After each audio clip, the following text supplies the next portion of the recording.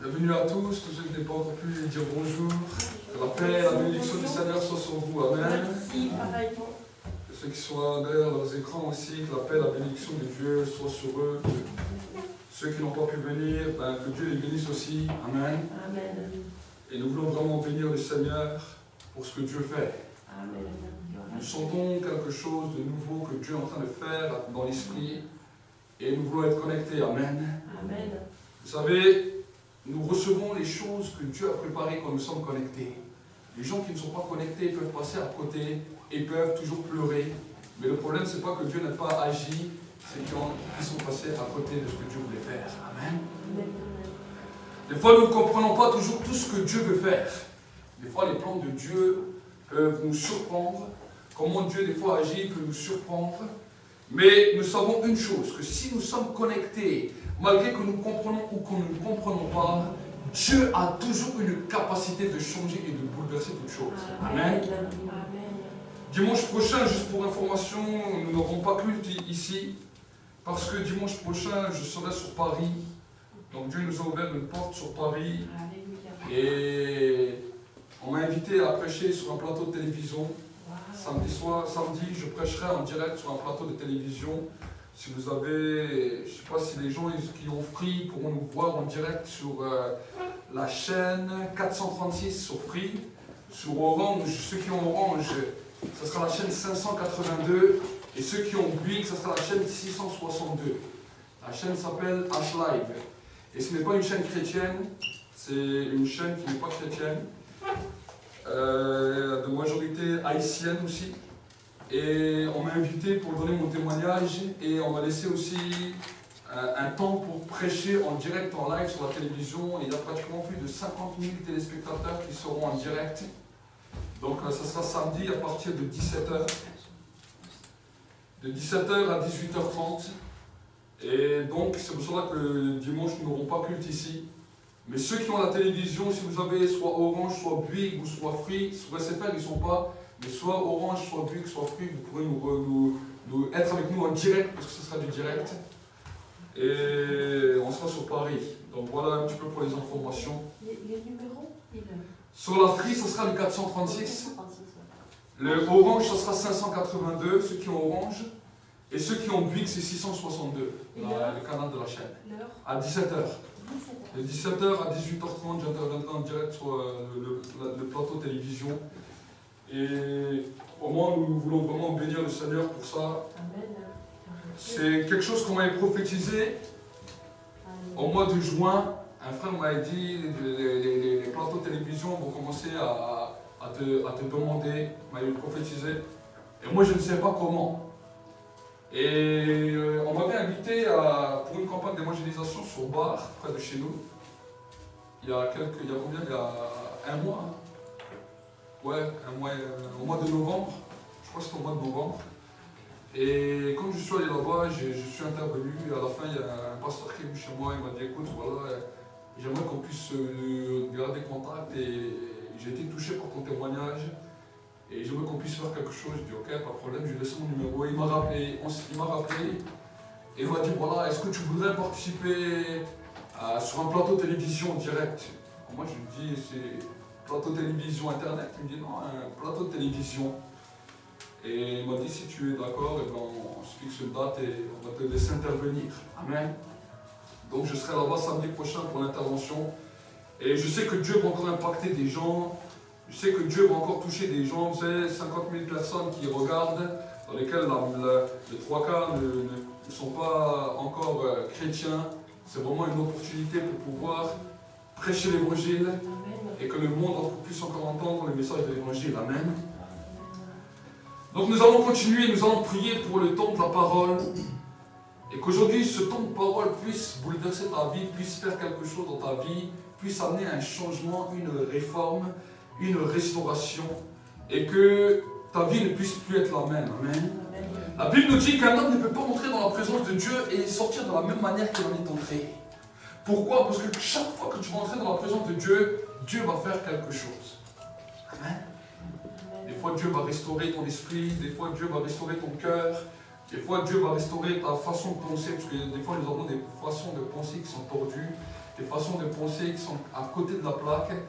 Et c'est ça, malheureusement, la Bible nous dit que ce sont des forteresses, ce sont des blocages qui nous empêchent de connaître Dieu. Et chaque fois que nous sommes confrontés à cela, c'est là où nous sommes arrêtés, c'est là où nous sommes découragés. Et le diable le sait. Le diable sait quel genre de pensée nous arrête, quel genre de raisonnement nous arrête. Mais Dieu veut faire un changement. Amen. Alors je vais prier pour le temps de la parole.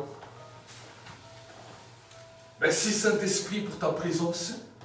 Seigneur, je te demande vraiment un temps de visitation pendant ce temps de parole. Et je te demande que c'est toi qui accompagnes cette parole par les signes, les prodiges et les miracles qui l'accompagnent. Je te demande, Saint-Esprit, de toucher le cœur, de bouleverser les cœurs. Et que, Seigneur, tout ce qui voulait empêcher que ta parole puisse faire un effet, que cela soit brisé maintenant dans le monde visible et invisible.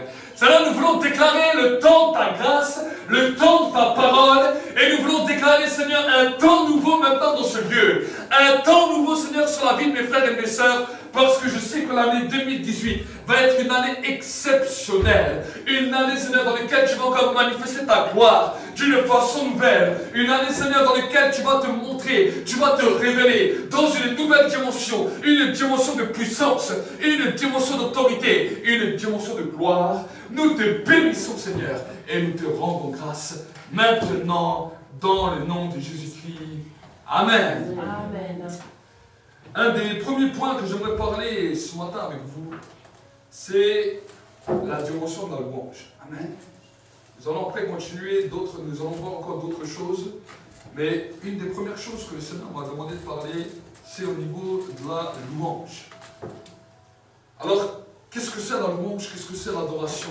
C'est une des questions que beaucoup de gens se posent. Alors aujourd'hui, les gens ont à peu près une pensée par rapport à ce que ça représente.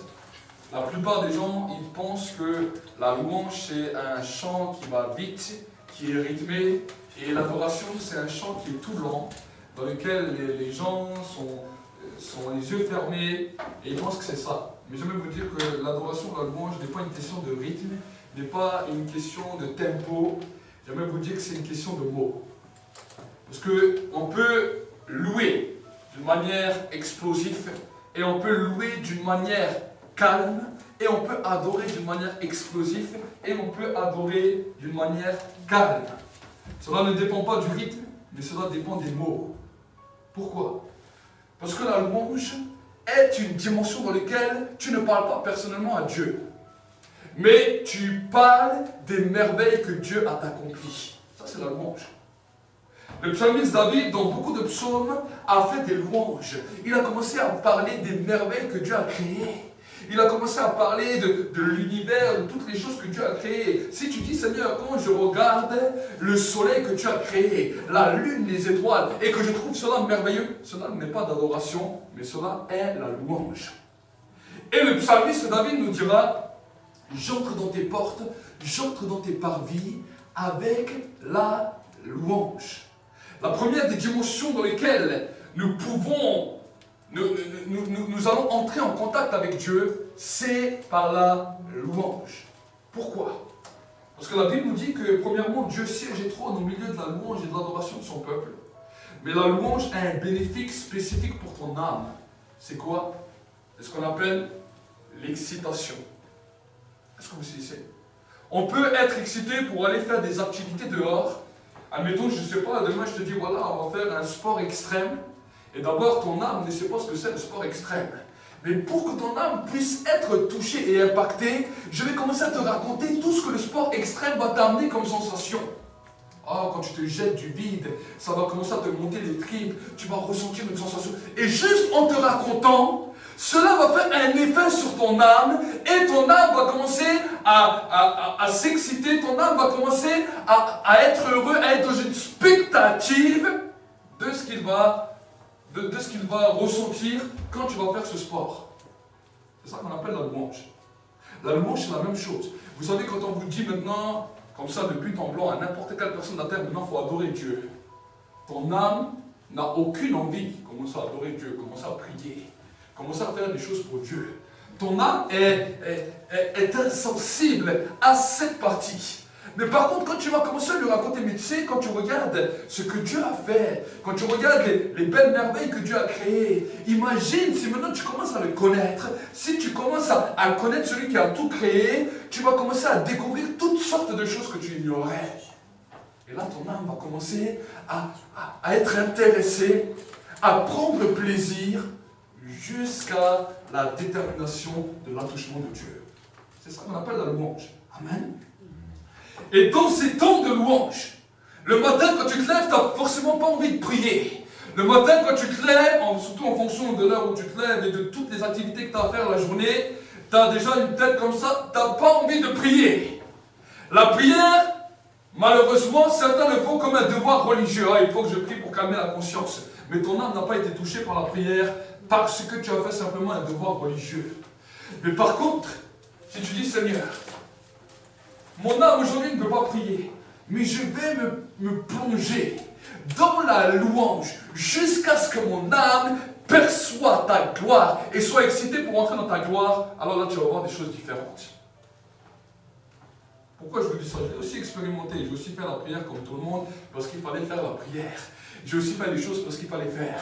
Et j'ai prié pour ceci. Et j'ai prié pour ce sujet. J'ai prié pour ça. Je suis sorti, je n'avais pas été changé. Je n'avais pas été transformé. J'ai calmé ma conscience, mais je n'ai pas calmé mon esprit. Et mon âme était toujours loin de Dieu. Combien de croyants font comme ça, année après année, temps après temps? Ils se disent croyants, ils se disent enfants de Dieu, mais leur âme n'est jamais touchée.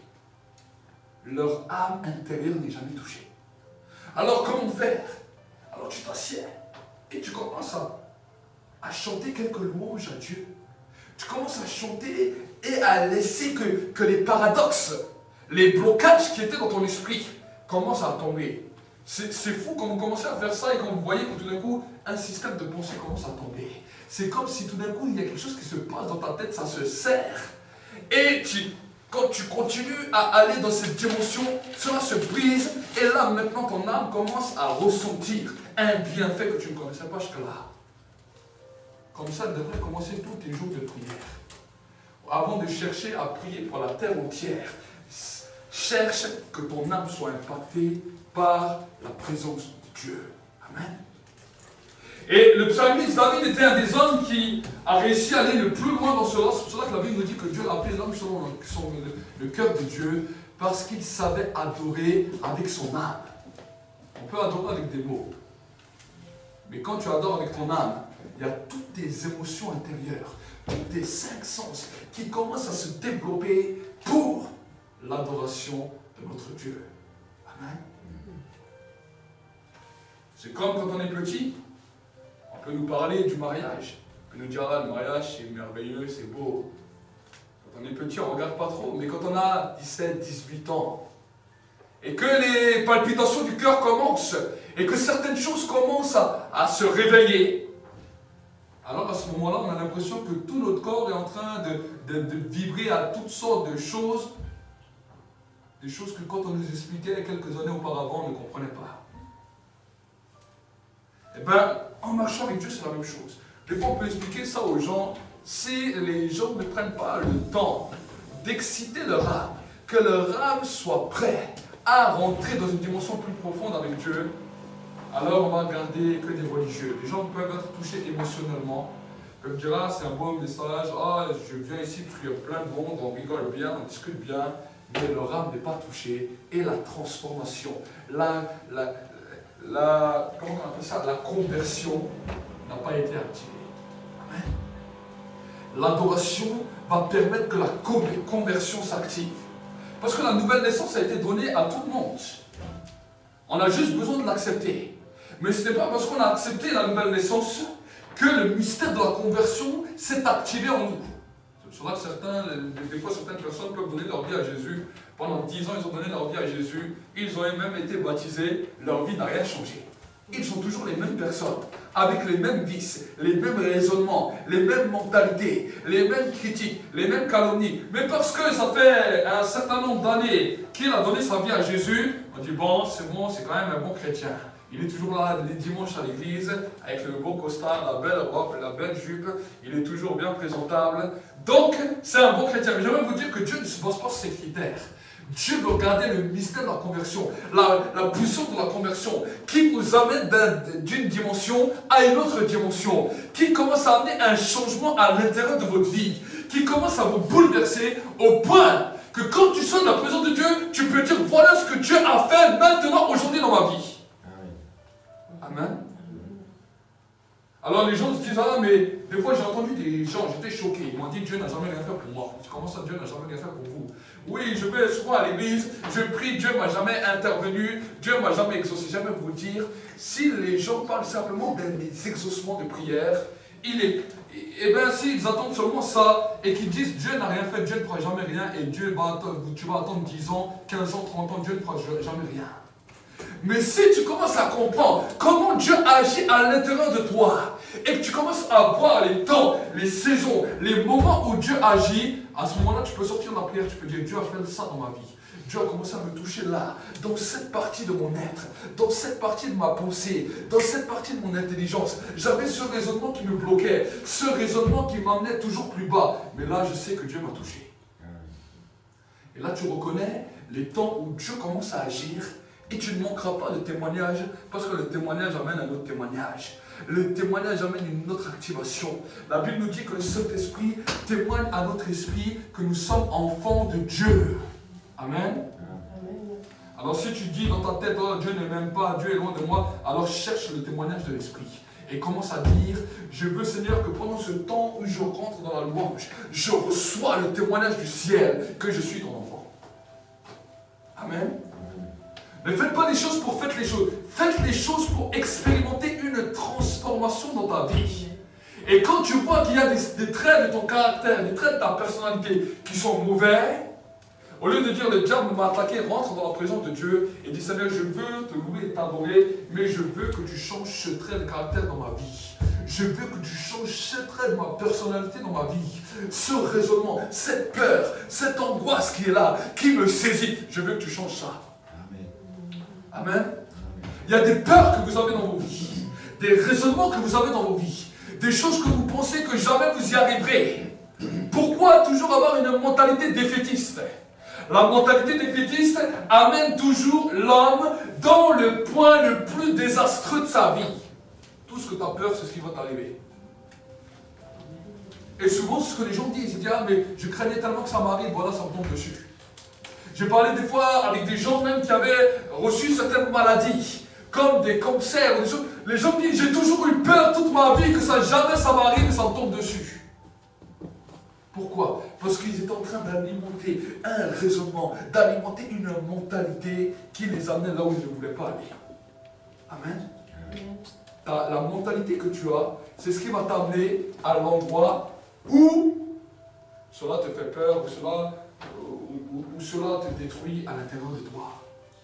D'autres vont dire, mais je pensais que cet homme, cette femme m'aimait, et je savais quelque part qu'il ne m'aimerait jamais. Et un raisonnement terrible amène des destructions. Alors c'est pour cela que je parle premièrement de la louange, déjà premièrement pour cette année. C'est une des premières directions que j'ai reçues, parce que c'est dans la louange que tu vas trouver une transformation pour ton intérieur, une transformation pour ta pensée, une transformation pour ton raisonnement. Tu as besoin d'avoir des nouvelles pensées, tu as besoin d'être une personne qui est un vainqueur, tu as besoin d'être une personne qui a des mentalités positives dans ta vie, tu as besoin d'être une personne qui a de l'espoir dans tes pensées. Et pour avoir de l'espoir, tu as besoin de changer tous ces raisonnements. Tu as besoin de changer toutes ces mentalités qui t'ont bloqué jusqu'à aujourd'hui. Et comment les changer? En disant, Seigneur, je vais passer un temps dans la louange et je veux que ce paradoxe, cette mentalité soit brisée. Amen. Ce problème soit détruit. Vous imaginez vivre sans peur, sans tracas, sans crainte même de ce que les gens pensent de vous. Quand vous arrivez quelque part, vous n'êtes même pas complexé de ce que les gens pensent de vous, parce que quelque part, c'est fini, Dieu a détruit tout cela de vos vies. Vous arrivez dans un endroit où vous êtes vous-même, et vous êtes dans la paix, dans la joie, peu importe les situations, peu importe ce qu'on vous annonce. C'est ça le secret de la victoire. Comment les hommes, comment les apôtres ont pu aller jusqu'à la mort, dans la joie, dans la paix, encore en chantant les cantiques. On prend Paul et Silas, ce n'étaient pas des fous, ce n'étaient pas des psychopathes, ils se font fouetter dans une prison. Et les fouets des Romains, c'était pas un petit martinet. Ils se font fouetter, ils ont les marques sur tout le corps. Ils arrivent en prison, ils peuvent encore chanter, ils peuvent encore adorer. Parce qu'ils savaient que s'ils se plaignaient à ce moment-là, ils étaient peut-être morts. Amen. Si à ce moment-là, ils auraient dit, ah mais Seigneur, on est dans un tel malheur, regarde, ils nous ont fouettés, ils nous ont mis en prison, ils seraient peut-être morts. Mais la Bible nous dit non, ils ont commencé à chanter. Et ils ont dit, on ne va pas se laisser retenir par même les barreaux qui sont là devant nous, on va chanter. La Bible nous dit, ils ont commencé à louer Dieu. Leur louange était tellement puissante que les murs de la prison ont commencé à bouger de partout, toutes les portes sont ouvertes. Même les murs de la prison n'ont pas pu les retenir. Parce que leur mentalité n'était pas bloquée. Toi, peut-être tu n'es pas dans une prison, mais déjà ta mentalité t'a bloqué. Déjà ta mentalité, déjà ton raisonnement t'a arrêté. Déjà ton raisonnement t'a laissé sur place et tu ne peux pas avancer. Et on essaye. Aujourd'hui, on a tout genre de méthodes. Vous allez sur Internet, vous avez tout genre de méthodes, tout genre de manières. Alors, peut-être on va écouter ce prédicateur, et on va écouter ce prédicateur, et on va écouter ceci, et on va écouter cela. Mais combien de prédicateurs tu as fait, et ça n'a pas changé? Combien de personnes tu es allé voir, et ça n'a pas changé? Pourquoi? Ce n'est pas la question des prédicateurs, ce n'est pas la question de leur onction. C'est la question du blocage qui est dans ta vie. C'est la question du raisonnement qui t'arrête, qui te bloque, et qui t'empêche d'aller plus loin. Amen. Amen. Et par contre, si tu commences à louer, et dis Seigneur, je vais sortir de ce moment de louange. C'est vrai, toi, tu as créé le ciel, la terre. Personne ne t'a empêché de créer ce que tu voulais créer. Personne ne t'a empêché de créer des oiseaux. Même si l'être humain a voulu arrêter l'espèce continue toujours. Même si l'être humain a voulu changer le temps, même si les situations, même si le diable serait réuni devant Dieu, il aurait dit, je refuse que la lumière soit, la lumière était toujours là. C'est ça que vous devez comprendre. C'est ça le mystère de la louange. C'est ça la compréhension que vous devez avoir de la louange. Pour que le psalmiste David pouvait dire, mon âme bénit l'Éternel et n'oublie aucun de ses bienfaits, c'est que son âme le croyait vraiment. Son âme le bénissait tellement, son âme était tellement excitée quand on parlait de Dieu, que son âme bouillonnait et il ne pouvait que dire les louanges de l'Éternel. Amen. Amen. La louange précède l'adoration. Parce que l'adoration, c'est quand notre âme est immergée, quand notre âme est remplie, quand notre âme est consciente, quand des paradoxes sont tombés, c'est à ce moment-là qu'on dit Seigneur, je t'adore de toute mon âme, de toute ma force. Il y a une adoration qui monte. Et cette adoration, ce n'est pas des mots, mais c'est une réalité. Parce que la louange a commencé à m'amener dans un niveau d'élévation. Amen. C'est la première des choses qui est importante à voir dans vos vies. Nous allons lire encore un verset dans le livre de Luc, au chapitre 16, et au verset 1er. Luc chapitre 16, verset 1er. Vous allez voir ensemble ce que la Bible a dit. Luc 16, verset 1er. La Bible nous dit, Jésus dit aussi, Luc 16, verset 1er, je vais attendre que tout le monde vienne.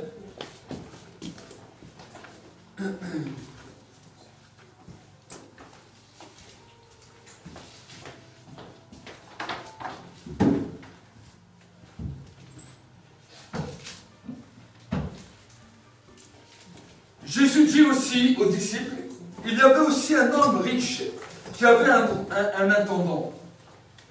Et celui-ci fut dénoncé comme dissipant ses biens. Il l'appela et lui dit, qu'est-ce que j'entends dire de toi? Rends compte de ton intendance, car tu ne pourras pas être mon intendant. Tu ne pourras plus être mon intendant. L'intendant se dit en lui-même, que ferai-je, puisque mon maître m'ôte l'intendance de mes biens? L'intendance de ses biens. Piocher la terre, je n'en ai pas la force. Mendier, j'en ai honte. Je sais ce que je ferai, pour qu'il y en ait qui me reçoivent dans leur maison quand je serai relevé de mon intendance. Alors il fit appeler chacun ses débiteurs de son maître et dit au premier, combien dois-tu à mon maître? 100 mesures d'huile, répondit-il. Il lui dit, prends ton billet, assieds-toi et écris 50. Il dit ensuite à un autre, et toi, combien dois-tu? 100 mesures de blé, répondit-il. Et il dit, prends ton billet et écris 80. Le maître loua l'intendant fidèle de ce qu'il avait agi en homme prudent, car les enfants de ce siècle sont plus prudents à l'égard de leurs semblables que ne le sont les enfants de lumière. Amen. Ce verset m'a souvent touché et interpellé. Pourquoi? Parce que c'est un verset qui est important pour moi. Parce qu'au début, quand je me suis converti, quand j'ai commencé à avoir des révélations, je me souviens, un jour, je suis allé dans une maison et il y avait 2-3 personnes qui étaient là. Et j'étais tout fier. J'ai dit, ah, le Seigneur me donne des révélations. Le Seigneur m'explique les textes de la Bible et je suis content. Et ce texte-là, je l'avais lu juste le matin et je n'ai rien compris à ce texte. Quand j'ai lu ce texte, je n'ai rien compris. Et vu que Dieu ne m'avait rien dit sur ce texte, j'ai fermé la Bible et je continuais ma journée. Mais ce soir-là, je suis arrivé chez les gens et j'étais tout heureux chez ces personnes. Je dis, ah, Dieu me donne des versets de la Bible. Si vous avez besoin des explications, je vous donne des explications. J'étais jeune converti. Et la sœur me dit, ah, c'est bien, alors c'est bien si tu reçois les révélations, la parole de Dieu. Il y a un verset qu'on n'a pas compris, on aimerait que tu nous l'expliques. J'ai dit, il n'y a pas de problème. Et elle me ouvre la Bible et elle me donne ce verset. Je l'ai lu, je l'ai relu, et je dis, bon, écoutez, attendez, je vais juste à côté. Et là, j'ai dit à Dieu, je dis, écoute, j'ai un sérieux problème. Je dis, moi, j'ai dit à tout le monde que j'étais content, que tu m'as donné les révélations. J'ai lu ce verset ce matin. Ce matin, je viens de te dire que j'ai bien compris. Et moi, je suis content encore. Je leur dis aux gens que tu me donnes des révélations. Ils me disent que je dois leur expliquer ce verset. Et je dis, maintenant, je suis embêté. Qu'est-ce que je fais? Le Seigneur me dit, t'inquiète, je vais t'expliquer maintenant. Il m'a donné la révélation sur le moment même. Et il me dit, regarde bien cet homme. Il me dit, ça peut sembler une folie. Parce que d'abord, son maître lui dit, je vais te retirer toute l'intendance. Et après, lui, il fait des choses qui peuvent nous sembler bizarres. Il prend ses débiteurs et il baisse les notes. Et après, le maître le loue. Il me dit, mais tu sais, chaque client qui a baissé les notes, c'était son pourcentage qu'il prenait dessus. Il prenait ce qu'il voulait comme pourcentage, il augmentait les notes, et c'est à cause de ça qu'il était trouvé un intendant infidèle. Mais quand il a entendu que son maître allait lui enlever l'intendance, il est rentré en lui-même et il a enlevé tout ce qui était de bénéfice pour lui, tout ce que lui-même se rajoutait, et il a remis seulement les comptes à niveau. Pourquoi? Pour que les débiteurs trouvent en lui la meilleure personne qui peut les aider dans toutes les situations, et pour que son maître puisse avoir l'argent. Est-ce que vous savez? Et quand le Seigneur m'a révélé ça, il m'a dit, c'est pour cela qu'il a été, que Jésus a dit de lui, qu'il a été fidèle aux yeux des hommes, et que les enfants de lumière, souvent, quand Dieu vous montre certaines choses, vous gardez toujours vos petits intérêts à vous. Au lieu d'enlever vos intérêts, vous savez, des fois Dieu nous montre certaines choses de nos vies qui ne sont pas claires, qui ne sont pas justes. Et nous, au lieu de regarder sur Dieu et d'enlever de nos têtes nos intérêts, nous regardons seulement sur nos propres intérêts. Nous dirons, ah mais Seigneur, si j'arrête de faire ça, ou si je fais ça, ben, je n'aurai plus ça. Et on trouve toujours des excuses et des problèmes, mais cela nous éloigne toujours de la vérité de Dieu. Amen. Dieu voudrait que nous puissions être des hommes et des femmes qui sommes fidèles, qui nous oublions des fois nous-mêmes et qui ne regardons pas seulement sur nos propres désirs ou sur nos propres manquements ou sur nos propres raisonnements, mais qui apprenons à regarder sur ce que Dieu veut pour nous. Amen. Ne regarde pas toujours sur toi-même. Un jour, je me souviens, un homme est venu dans l'église et m'a dit, pasteur, j'aimerais que vous priez, je souffre de dépression, je souffre de dépression, je ne peux pas travailler, est-ce que vous pouvez prier pour moi? Je dis, il n'y a pas de problème, je prie pour lui. Et quelques semaines après, je le vois et je fais alors. Il me dit, oui, je veux vous prier aussi pour du travail, que je trouve du travail. Et alors je prie pour lui. Et je lui dis, comment ça va? Il me dit, oui, ça va bien. Je dis, elle travaille. Il me dit, oui, j'ai trouvé. Je dis, mais alors tu travailles? Je ne travaille pas. Il me dit, non, je ne travaille pas. Je dis, mais pourquoi tu ne travailles pas? Il me dit, mais tu sais, ça va bien, mais si je dois travailler maintenant, on va m'enlever ma rente que j'ai à cause de ma dépression, à cause de ceci, à cause de cela. Et je dis, et franchement, j'ai pas envie de travailler pour enlever ça. Je dis, mais frère, Je dis, à ce niveau-là, Dieu ne va jamais te donner la guérison totale. Parce que si Dieu te donne une guérison, c'est pour que tu n'as plus de honte et que toi-même tu puisses aller travailler sans ça. Il a regardé plus à son intérêt que aux choses que Dieu voulait faire pour lui. Il y a des fois des choses qu'on peut perdre. Avant, quand on marchait dans le péché, quand nous ne marchions pas avec Dieu, et quand nous convertissons, quand Dieu nous demande d'arrêter ces choses, d'arrêter de pécher, d'arrêter peut-être de voler, d'arrêter peut-être certaines magouilles, on peut peut-être perdre beaucoup. On peut perdre de l'argent, on peut perdre des amis, on peut perdre des valeurs. Mais si nous nous regardons seulement à cela, et pas à la dimension du royaume, pas à ce que cela va m'amener demain, eh bien nous resterons toujours en bas. Amen. Des fois, certaines relations, nous devons même les arrêter. Pourquoi? Parce que certaines relations nous amènent toujours vers le bas. Certaines relations vont te détruire. Mais par contre, si tu veux accepter de marcher avec Dieu, Dieu va peut-être te dire, bah, certaines relations, cette relation, tu vas l'arrêter. Parce que si tu l'arrêtes, moi j'ai quelque chose d'autre pour toi, tu ne sais pas quoi. Et tu dis, mais Seigneur, si j'arrête peut-être cette relation, je vais perdre cet intérêt, et je vais perdre cet intérêt. L'intendant, lui, n'a pas fait comme ça. Il s'est posé la question, il a dit, mais si je n'ai plus mon maître, qu'est-ce que je vais faire? Si demain tu n'as plus Dieu, qu'est-ce que tu vas faire? Pose-toi cette question. Si demain Dieu est enlevé, balayé de ta vie à cause de ton raisonnement, ce n'est pas que Dieu veut s'enlever de ta vie, mais des fois nos raisonnements balayent Dieu de nos vies. Beaucoup d'hommes n'ont pas compris cela. Ils ont décidé de vivre sans Dieu. Dieu a entendu. Dieu regarde et Dieu a entendu. Dieu laisse les gens vivre sans Dieu. Ce n'est pas un problème. Dieu n'est pas offusqué qu'une personne dise « je ne veux pas vivre avec toi ». Dieu a laissé le choix à l'homme. Mais regardez ce qui se passe. Chaque fois qu'une personne a décidé de vivre sans Dieu, c'est quelque chose de terrible qui vient. Il y a plus de 100 ans, on a décidé de créer la laïcité. On a décidé de bannir Dieu de tout ce qui existait dans notre pays. Aujourd'hui, notre pays est en pleurs. Aujourd'hui, notre pays est en train de souffrir. Dieu l'a laissé. Dieu a accepté la décision que l'homme a prise. Mais aujourd'hui, nous sommes un des pays à travers le monde où il y a de plus en plus de dépressifs, où les gens sont mal, où les gens se suicident, où les gens s'autodétruisent. Pourquoi? Parce qu'un jour, certaines personnes ont décidé de vivre sans Dieu dans tout le pays. Amen. Posez-vous les bonnes questions. Oui, marcher avec Dieu va peut-être avoir certaines contraintes en tant qu'homme.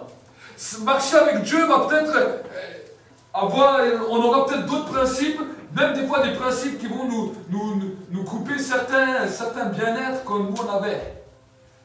Mais chaque fois que tu vas accepter, Dieu a une bénédiction plus grande pour toi demain. Tu ne sais pas quelle sera la bénédiction que Dieu va te donner en fonction de ton obéissance. Chaque fois que tu vas obéir, j'aimerais te dire que chaque obéissance à Dieu ramène une bénédiction.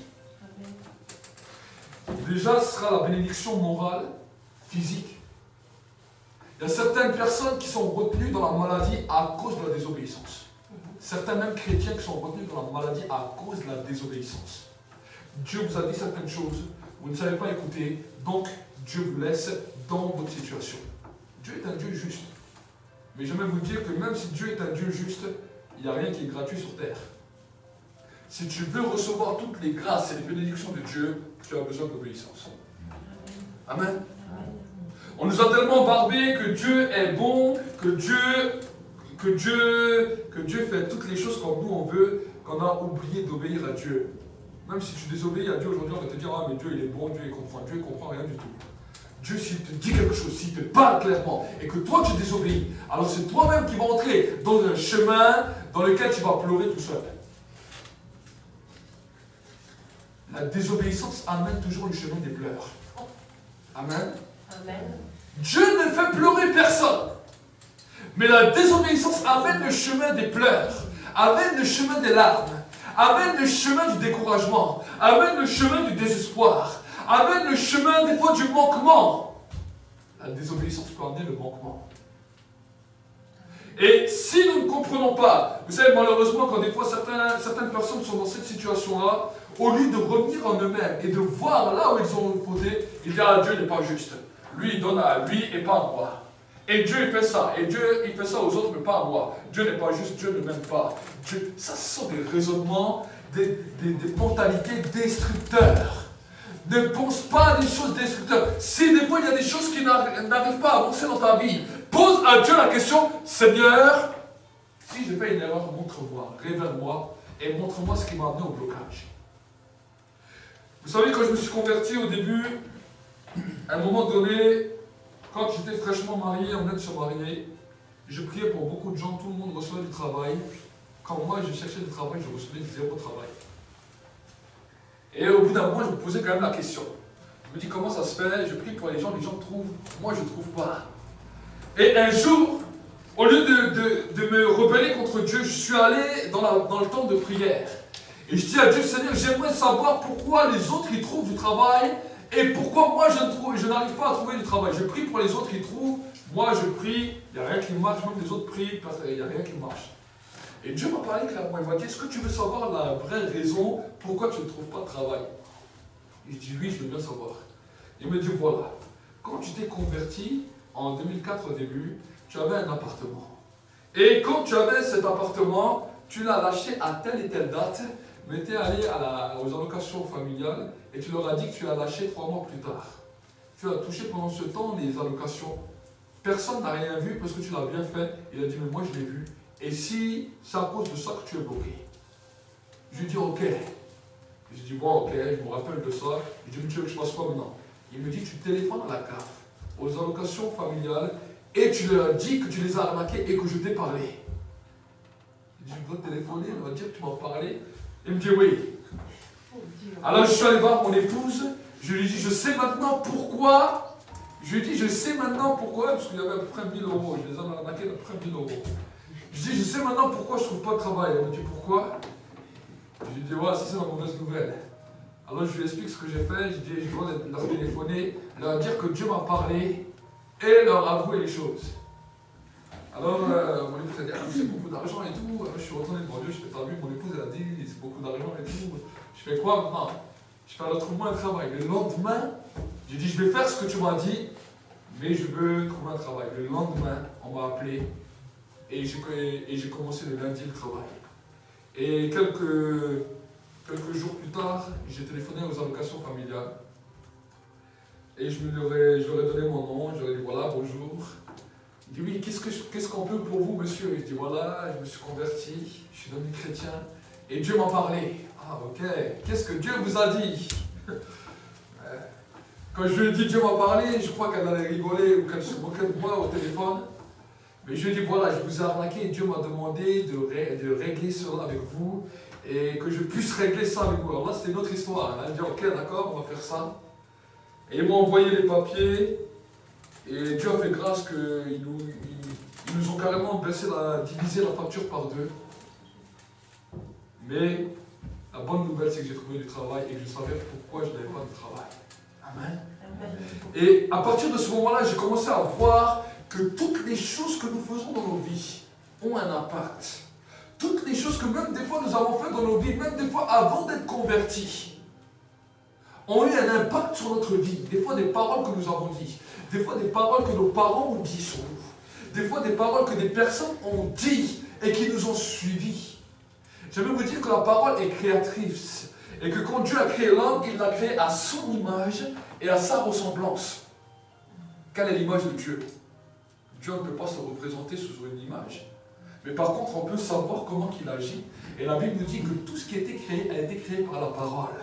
De sorte que tout ce qu'on voit ne provient pas seulement de ce que nous croyons, mais provient de la parole de Dieu. Tout a été fait par la parole de Dieu et rien de ce qui est sur la terre n'a été fait sans elle.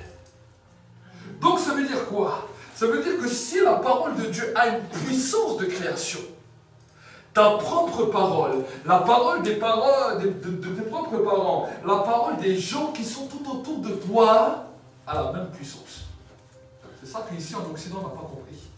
Certains pays en Afrique, ils ont compris ça. Parce qu'ils ont travaillé dans l'occultisme, dans toutes sortes de choses. Ils savent qu'une parole peut tuer. Mais ici, on n'a pas compris. Donc on parle on critique, on calomnie, on fait toutes sortes de choses. Mais chaque fois que tu es en train de faire ça sur la vie d'une personne, sache qu'il y a un effet boomerang. que ça revient aussi sur toi. Et quand Jésus nous parle de la bénédiction, de bénir même ceux qui nous maudissent, même ceux qui nous font du mal, il connaissait l'effet boomerang que cela allait avoir comme répercussion.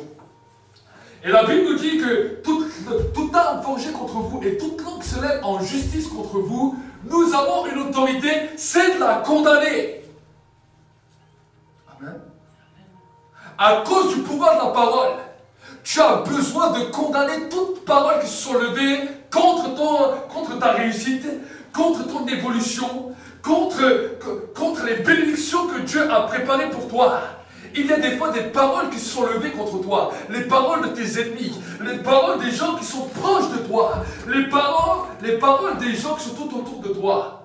Mais vu que le peuple de Dieu est ignorant, il subit de plein fouet toutes ces paroles parce qu'il ne sait pas qu'il a la capacité de détruire et de condamner cela. Amen. La parole est créatrice. Et vous savez, au début, quand je me suis converti, c'est là où j'ai commencé à prier, à jeûner beaucoup. Et c'est là où des fois, alors que je n'avais pas tout à fait compris toutes les choses, que j'arrivais chez les gens, et dès que les gens commençaient à parler mal, je me prenais des coups directement. Et quand je sortais de là-bas, je me dis, mais comment ça se fait que leurs paroles peuvent avoir un impact comme ça dans ma vie? Et là, le Saint-Esprit a commencé à me parler. Il m'a dit, je te montre ce que c'est l'impact des paroles pour que tu puisses saisir et comprendre comment faire avec. Amen. Tu as une arme, et c'est la parole. Tu as une arme dans ta vie, c'est la parole. Les mots peuvent tuer plus qu'une arme. C'est pour cela que quand des fois certaines personnes t'ont dit des méchancetés, ça t'a démoli, ça t'a détruit, plus que si on aurait pris un couteau et on t'aurait fait souffrir. Pourquoi? Parce que ces paroles ont créé quelque chose dans ta vie. Et le diable joue avec cela. Le diable n'a pas une grande puissance, n'a pas une grande autorité. Lui-même, sa parole n'a pas d'impact. Parce qu'il n'a pas été créé à l'image de Dieu. Le diable a été créé pour servir. Et c'est à cause de cela qu'il s'est rebellé contre Dieu. Parce qu'il en avait marre de servir et il en avait marre d'être simplement un serviteur. Il voulait lui-même être servi. Mais il était un ange. Il était fait de pierre. Sa parole n'avait pas de pouvoir. Sa parole n'avait pas de puissance. Il avait la beauté, mais il n'avait pas la parole. Mais quand il a vu que Dieu a créé l'homme à son image et à sa ressemblance, il a dit, si l'homme comprend la capacité qu'il a reçue de la part de Dieu, je suis foutu. Parce qu'une simple parole peut me mettre en fuite. Une simple parole, et il peut détruire tout ce que je fais. Amen. Mais par contre, si je laisse sous mon aile, et que je dirige ces paroles, alors avec ces paroles, je peux tout détruire. Je peux même me monter contre Dieu. Parce que ce ne sera pas moi qui me monterai, mais ce sera ses créatures. C'est ce qu'il a fait. Et c'est ce qu'il a commencé à faire, et c'est ce qu'il continue de faire, et c'est ce qu'il essaiera de faire tout le temps qu'il sera sur cette terre. Amen.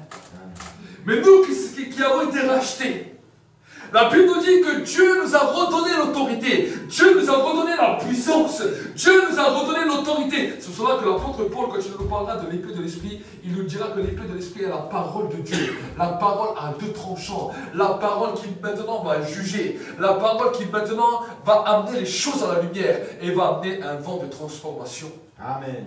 Amen. S'il y a des travaux que vous devez faire à la maison, c'est ça. Commencez par ça. Peut-être prendre toutes les paroles qu'on vous a dit, toutes les paroles qui vous ont fait mal, toutes les paroles qui défendent. Vous savez, certaines paroles qu'on vous dit, ça rumine dans vos têtes. Tu n'arriveras à rien et tu réussiras jamais. Et au début, tu ne regardes pas trop. Mais il suffit qu'il y a une situation de ta vie qui vient, cette parole est là. Ah, il avait quand même raison, il m'a dit ça. Cette personne m'a dit ça. Et un tel m'a dit ça. Et si c'est des personnes plus proches que vous, ça rumine et ça rumine et ça tourne, ça tourne, ça tourne, ça tourne. Mais ça vous détruit. Amen. C'est là où le diable est en train de vous ronger. C'est là où le diable est en train de vous voler tout ce que même Dieu voulait vous donner. Dieu voulait vous donner des choses. Dieu a dit, je vais donner ça. Mais à cause des pensées, à cause des paroles, vous ne voyez même pas ce que Dieu veut faire. Amen. Mais vous prenez toutes ces paroles, et des fois les paroles qui reviennent dans vos pensées, vous les écrivez sur un papier, et dites, Seigneur, maintenant, je dresse, et tu mets tribunal. Tu mets jugement. Parce que la Bible nous dit que le Saint-Esprit vous convainc de péché, de justice et de jugement. Pourquoi? De péché parce que le monde ne croit pas en lui.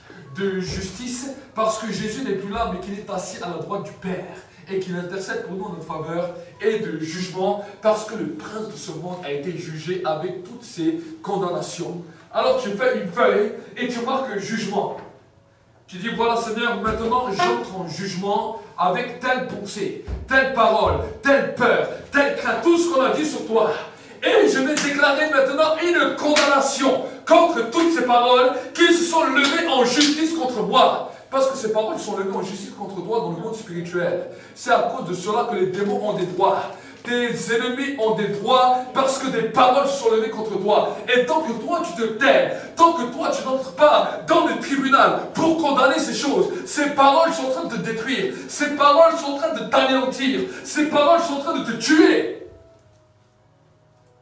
Des fois c'est des paroles de maladie. Il y a des fois des gens qui disent, ah mais de toute façon toi tu auras telle maladie. Combien de fois des gens ils ont dit ça comme ça pour rire? Ah, toi, si tu continues à manger comme ça, tu vas avoir le diabète. Toi, si tu continues à avoir ça, tu vas avoir telle maladie, telle maladie. Ils disent des paroles de malédiction. Et malheureusement, des fois, les gens ne font même pas attention, ils rigolent. Ils disent, ah, mais c'est bon, qu'est-ce qu'il me raconte? Mais curieusement, quelques années plus tard, des choses sont révélées positives comme cette personne nous a dit. Et ça, c'est ce qu'on appelle la divination. Le monde occulte a joué avec ces choses. Pourquoi certaines personnes m'ont dit, oui, mais quand je vais chez certaines voyants ou chez certaines sorcières, ils m'ont dit des choses dans ma vie qui sont vraiment réalisées. C'est normal. Tu es allé voir une personne qui était sous l'influence démoniaque.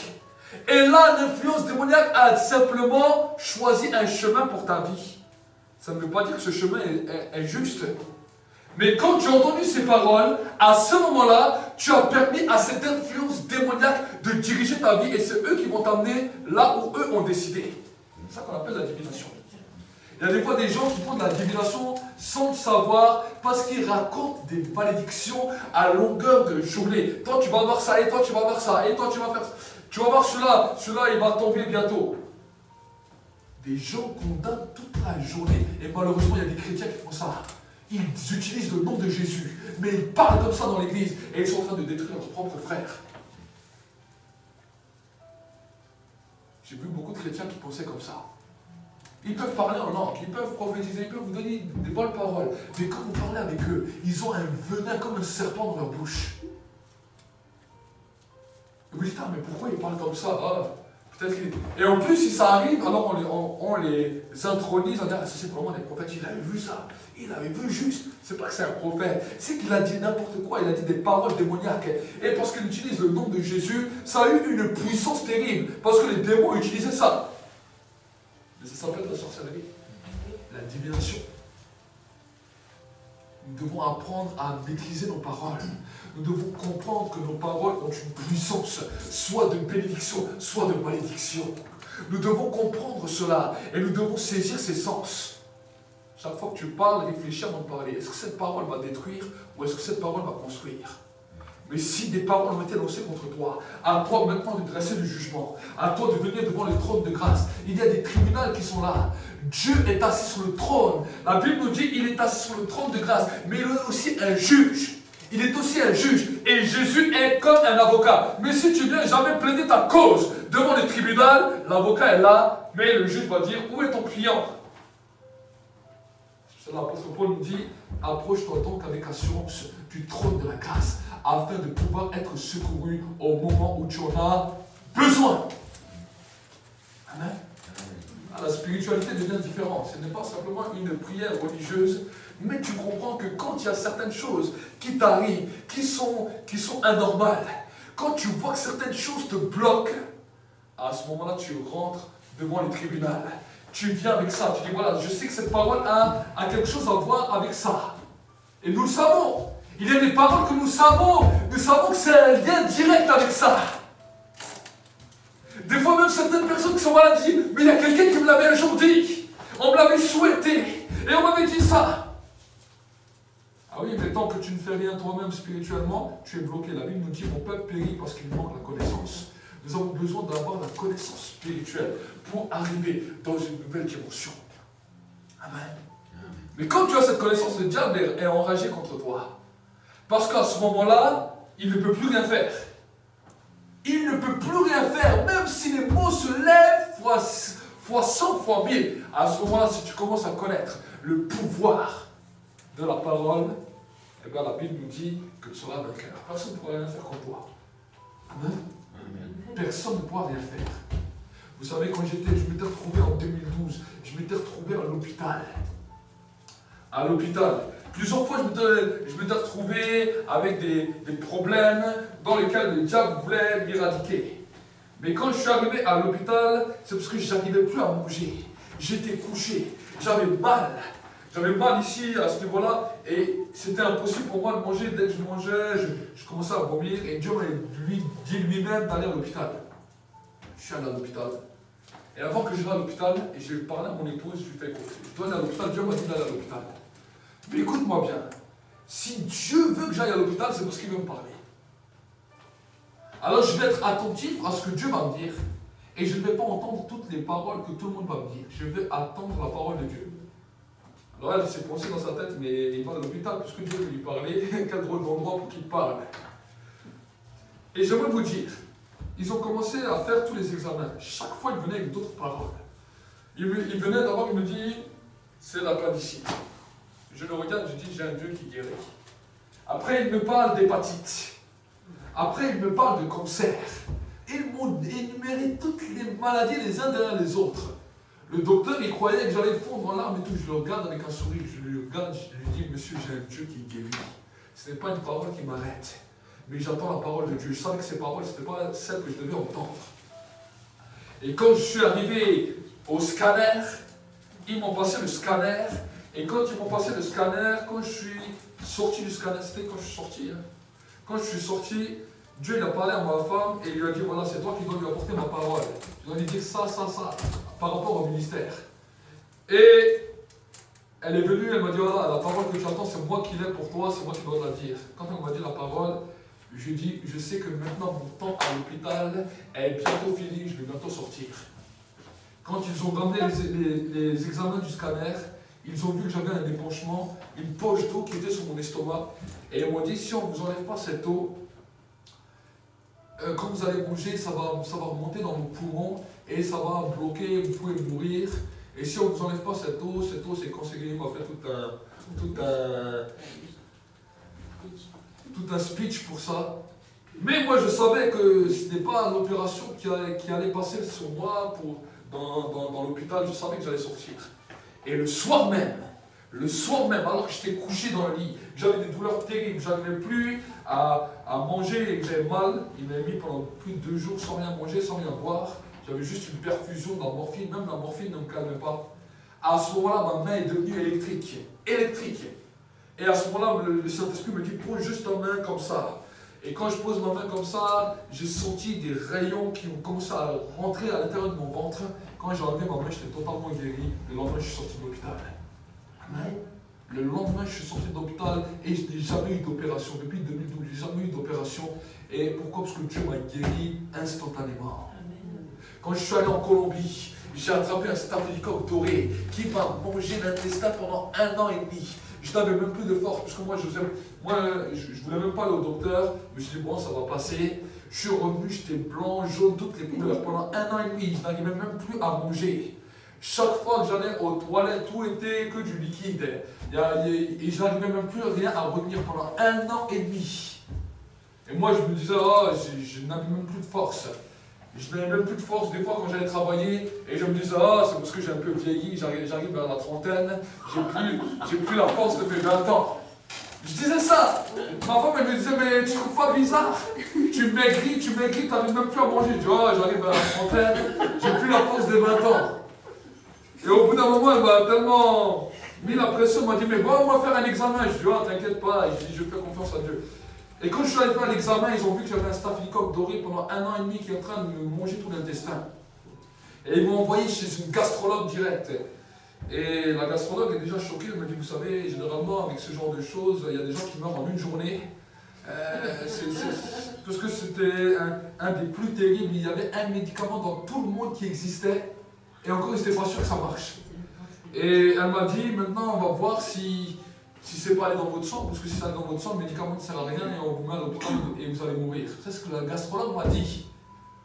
Mais elle me dit, mais je suis étonné parce qu'un an et demi dans votre intestin et quand je vois toutes les prises de sang, quand je vous vois, on dirait pas physiquement. Et ils ont fait la prise de sang le matin, le jour même, j'avais le résultat de la prise de sang tellement que c'était urgent. Et ils étaient choqués parce qu'il n'y a rien qui allait dans mon sang malgré que ça faisait un an et demi qu'il était en train de me ronger tout l'intestin. Et après cela, ils m'ont dit, il y a un seul médicament qui existe, mais on n'est pas sûr que ça marche. On essaye, mais si ça ne marche pas, on vous met à l'hôpital et vous allez mourir. 2 fois, elle me sort ça, la gastrologue. Je dis à la gastrologue, je dis, moi j'ai un Dieu qui guérit, moi j'ai confiance à Dieu. Et j'ai pris le comprimé, et je croyais que c'était un comprimé, j'allais mourir avec ces genres de comprimés. Je voulais même arrêter parce que j'avais la sueur qui descendait, l'intestin qui se bloquait, qui se crispait.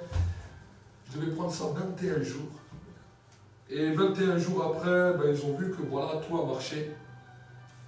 Et dernièrement, quand mon épouse est allée chez d'autres, ils ont dit, ah, mais vous savez, quand il y a eu des staphylocoques dorés, la médecine ne vous le dit pas, mais il reste toujours des choses, il reste toujours ça, il y a toujours ça dans l'intestin, ça et ça. J'ai dit, ok, j'ai dit ça, ce que les docteurs ont dit. J'ai prié, j'ai déclaré, j'ai détruit tout ce que les paroles ont dit.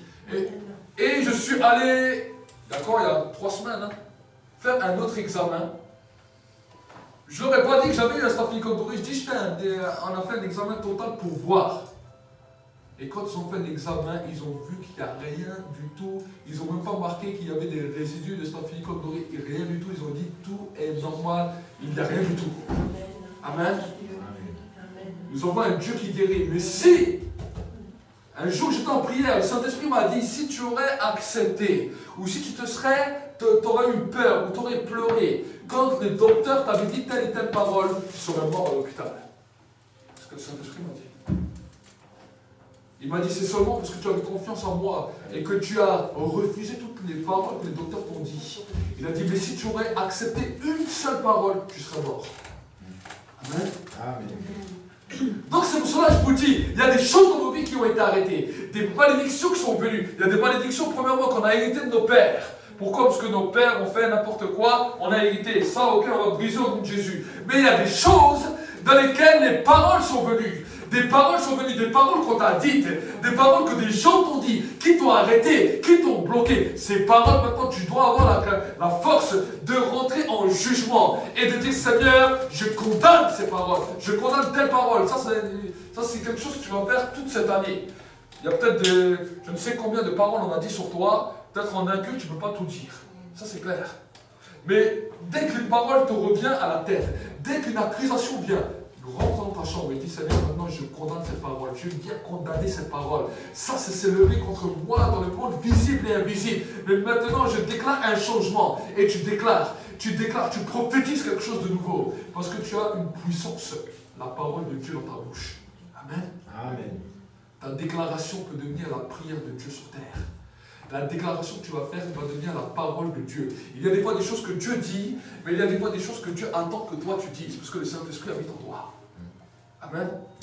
Le Saint-Esprit habite en toi. Amen. Et c'est toi des fois qui dois dire des choses. Et parce que tu les dis, le Saint-Esprit va les faire. Amen. Amen. C'est ça qu'on appelle la collaboration avec l'Esprit.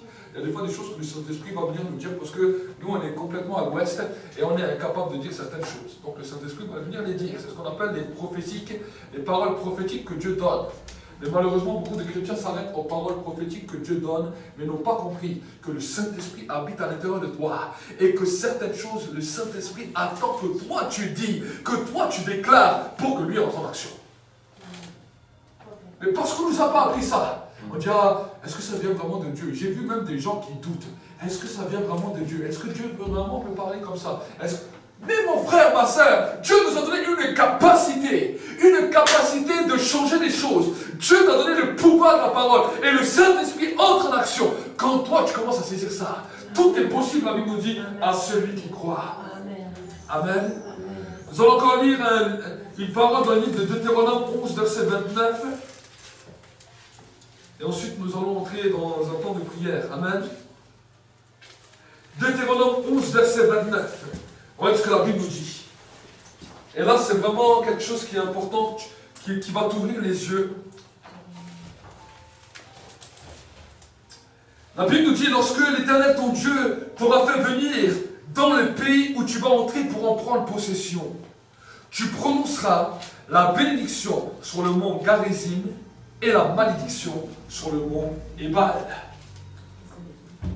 La Bible nous dit que le peuple d'Israël, quand ils sont entrés dans le pays des promesses, il y avait 2 montagnes qui avaient été choisies par Dieu, dans lesquelles des Lévites, dans lesquelles des hommes qui étaient choisis devaient aller sur chacune de ces montagnes. Il y avait des personnes spéciales pour le mont Garizim et des personnes spéciales pour le mont Ebal. Et la Bible nous dit que sur le mont, que je ne me trompe juste pas de montagne, sur le mont Garizim, on déclarait, il y a des personnes qui déclaraient toute la journée des paroles de bénédiction. Et sur le mont Ebal, il y a d'autres personnes qui déclaraient toute la journée des paroles de malédiction. Et le peuple était où? Le peuple était au milieu de ces 2 montagnes. Pour que celui qui marche dans l'obéissance, l'impact du mont Garizim impacte sa vie, et que celui qui marche dans la désobéissance, l'impact du mont Ebal détruit sa vie. En fait, c'est une image que Dieu nous a montrée pour nous montrer dans quelles circonstances et dans quelles situations nous positionnons. La Bible nous dit que Dieu nous a bénis de toutes sortes de bénédictions. Où ça? Dans les lieux célestes. C'est écrit dans le livre d'Éphésiens. Et la Bible nous dit que les puissances des ténèbres sont aussi dans le premier ciel. Non, dans le deuxième ciel. C'est aussi dans les airs, les esprits méchants qui sont sur la terre et dans les lieux célestes. Donc, dans le ciel, parce que la Bible nous dit qu'il y a 3 ciels. Il y a le premier ciel que tu vois, il y a le deuxième ciel, il y a là où il y a Satan et là où il y a ses anges, et il y a le 3e ciel, là où il y a Dieu et il y a toutes tes bénédictions.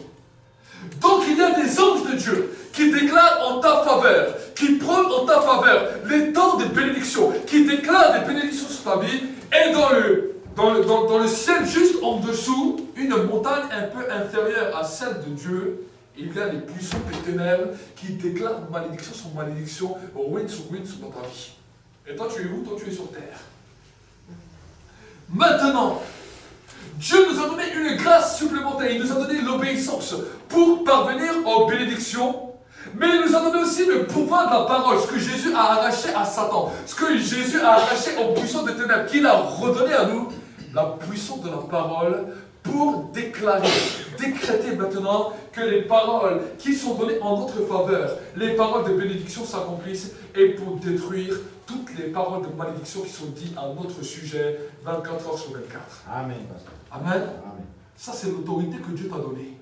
Ça, c'est la grâce que Dieu t'a donnée. C'est ça qu'on appelle la grâce. C'est ça qu'on appelle le privilège que Dieu nous a donné d'être des hommes et des femmes qui pouvons déclarer des situations changées. D'être des hommes et des femmes qui pouvons déclarer de l'espérance là où il n'y a plus d'espérance.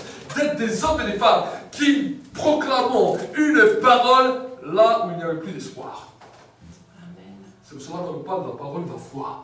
C'est pour cela qu'on nous dit que la prière de la foi a une grande efficacité.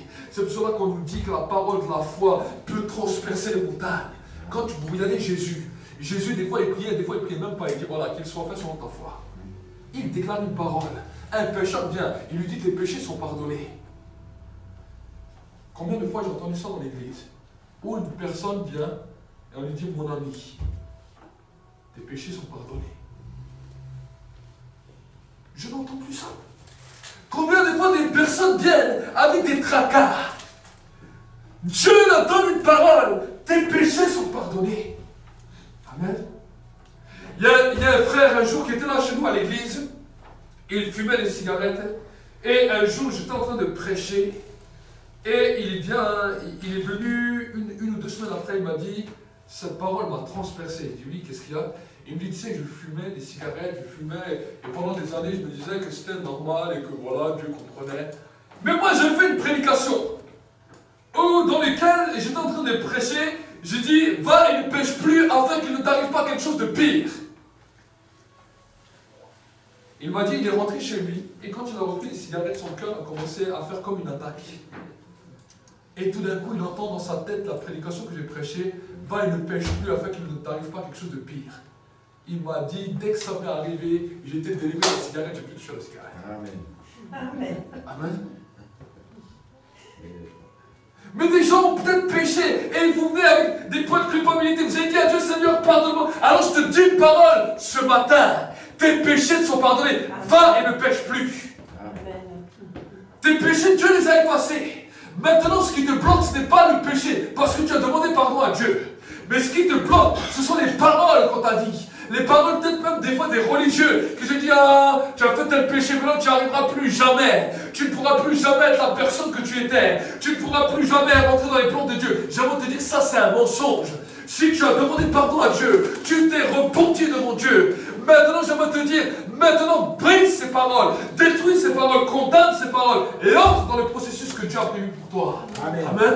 Amen. Entre dans le temps que Dieu a prévu pour toi. Amen. Déclare un temps de changement. Même si les gens avaient déclaré que rien ne réussirait. Tu dis, Seigneur, ils l'ont déclaré pendant 10 ans. Mais alors moi, je vais le déclarer tous les jours que ces paroles sont détruites. Ces paroles sont détruites et que je réussis. Peut-être tu ne vas pas voir la réussite en un jour. Mais chaque jour, tu vas voir que ça te réussit. Avant, peut-être, quand tu coupais quelque chose ou tu ouvrais une bouteille, la bouteille tombait par terre. Hein, mamie? Quand tu ouvres la bouteille de vin, la bouteille tombe chaque fois par terre. Et tu te dis, ah, chaque fois que j'ouvre la bouteille, elle tombe par terre, elle s'éclate par terre.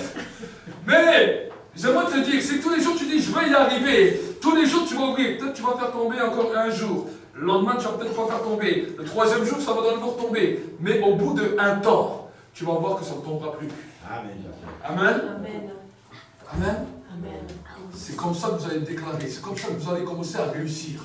Vous allez voir un jour ça, un jour ça, un jour ça, jusqu'à un moment où vous allez voir la victoire totale dans tout ce que vous faites. Parce qu'il faut que vous preniez de l'assurance. Vous savez, on doit avoir foi en Dieu et on doit avoir foi aux paroles qui sortent de notre bouche. Est-ce que vous savez? Amen. Beaucoup de gens on disent, j'ai foi en Dieu, mais quand toi tu dois parler, tu n'as pas foi en ce que tu dis. Là, c'est le pasteur qui le dit, là j'ai foi. Et encore, ça dépend. Mais comment qu'il le dit? Mais quand toi tu dois le dire, tu n'as pas foi. Parce que tu n'as pas foi en toi, tu n'as pas confiance en toi. Amen. Amen. Mais reprends confiance en toi. Dis, Seigneur, quand je déclare quelque chose en ton nom, ça va arriver. Ça va arriver. Et toi, tu vas être le premier choqué. Moi-même, j'ai commencé comme ça. Quand au début de ma conversion, j'ai dit, Seigneur, ce que je vais dire aujourd'hui, ça va arriver. Alors j'étais un petit peu apeuré de ce que j'allais faire, mais je le faisais, je dis, Seigneur, je déclare. Quand les gens venaient me dire, ah, mais ça a marché ce que tu as dit, ça c'est réalisé. Moi, je ne croyais pas. Je dis, arrête, c'est vrai?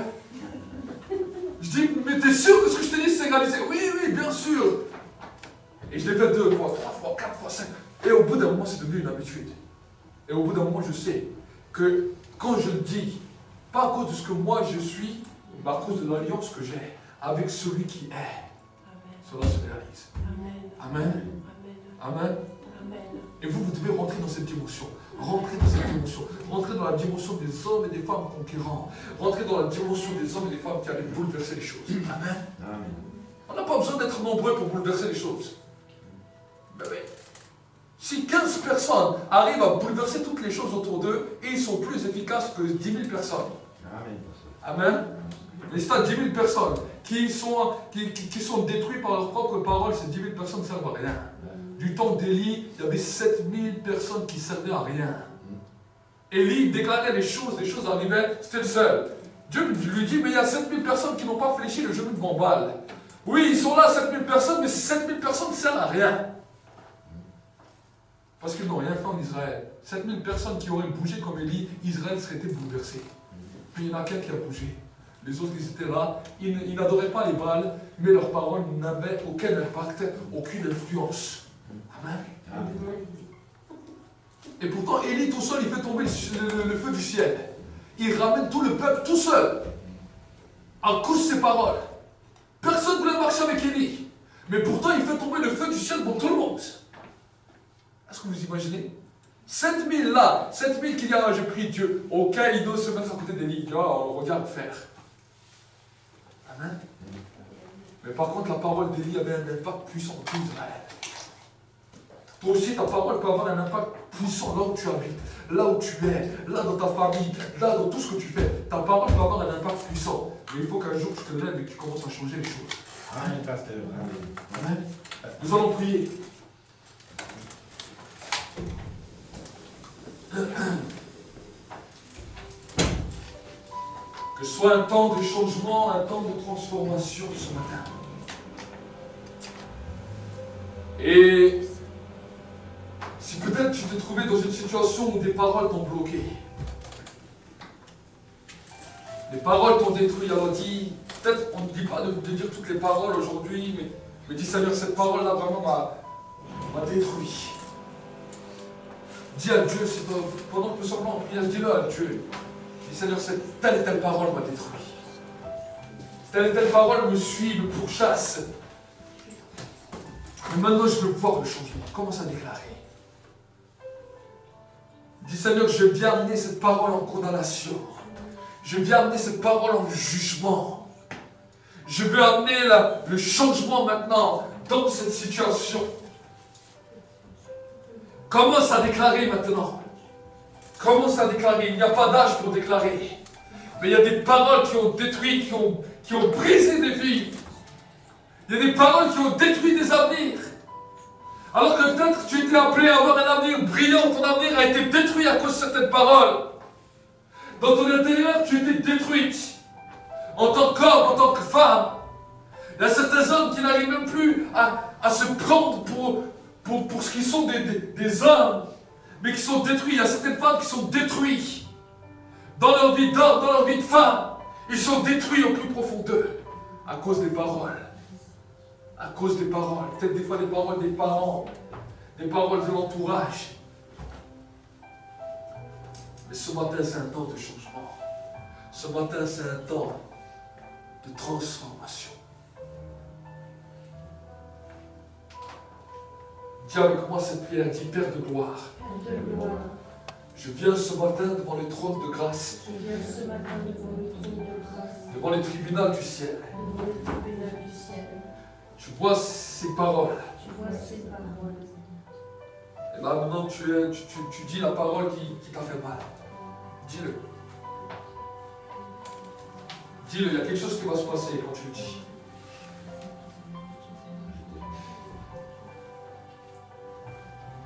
Dis Seigneur, je déclare que cette parole qui s'est levée en justice contre moi soit détruite maintenant. Soit condamnée maintenant. Seigneur, je déclare un temps de changement par rapport à ma vie. Parce que toi, tu ne m'as pas condamné. Mais ta parole déclare que tu m'as justifié. Et que tu m'as tout donné. Alors je déclare maintenant que je saisis ce que tu m'as donné. Je saisis les paroles que tu m'as données. Pour entrer dans un nouveau temps. Pour entrer dans une nouvelle saison. Je ne veux plus que cette parole m'arrête. Mais je maudis cette parole. Je maudis cette parole. Qu'elle dessèche maintenant. Comme le figuier que tu as desséché. Qu'à partir de maintenant, une nouvelle parole prenne vie. Une parole pleine d'espérance. Une parole pleine de courage. Seigneur, je te demande pardon pour tous mes péchés et pour les péchés de mes pères. Toutes les fois où ils ont été soumis à des paroles de malédiction qui s'est retransmises sur ma vie et sur celle de ma descendance. Je te demande pardon. Et je viens briser l'autorité de ces paroles. Je viens condamner l'autorité de ces paroles. Toutes les paroles que eux-mêmes ont pu me dire à ma vie. Je déclare maintenant que ces paroles de malédiction soient brisées maintenant. Soient détruites maintenant. Que toute l'influence de ces paroles soit brisée maintenant.